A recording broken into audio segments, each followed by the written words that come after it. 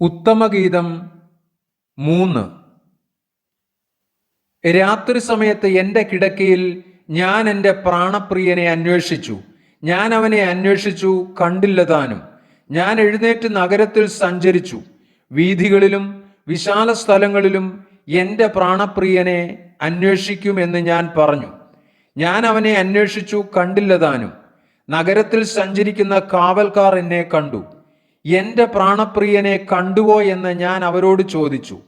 അവരെ വിട്ട് കുറെ അങ്ങോട്ട് ചെന്നപ്പോൾ ഞാൻ എൻ്റെ പ്രാണപ്രിയനെ കണ്ടു. ഞാൻ അവനെ പിടിച്ചു. എൻ്റെ അമ്മയുടെ വീട്ടിലേക്കും എന്നെ പ്രസവിച്ചവളുടെ അറയിലേക്കും കൊണ്ടുവരുന്നതുവരെ അവനെ വിട്ടില്ല. യെരൂശലേം പുത്രിമാരെ, ചെറുമാനുകളാണ്, പേടമാനുകളാണ്. പ്രേമത്തിന് ഇഷ്ടമാകുവോളം അതിനെ ഇളക്കരുത്, ഉണർത്തുകയും അരുത്. മൂറും കുന്തിരുക്കവും കൊണ്ടും കച്ചവടക്കാരൻ്റെ സകലവിധ സുഗന്ധ ചൂർണങ്ങൾ കൊണ്ടും പരിമളപ്പെട്ടിരിക്കുന്ന പുകത്തൂൺ പോലെ മരുഭൂമിയിൽ നിന്ന് കയറി വരുന്നോരിവൻ ആർ? ശലോമോന്റെ പല്ലക്കു തന്നെ. ഇസ്രായേൽ വീരന്മാരിൽ 60 വീരന്മാർ അതിൻ്റെ ചുറ്റുമുണ്ട്. അവരെല്ലാവരും വാളെടുത്ത യുദ്ധസമർത്ഥന്മാർ. രാത്രിയിലെ ഭയം നിമിത്തം ഓരോരുത്തൻ അരയ്ക്ക് വാൾ കെട്ടിയിരിക്കുന്നു.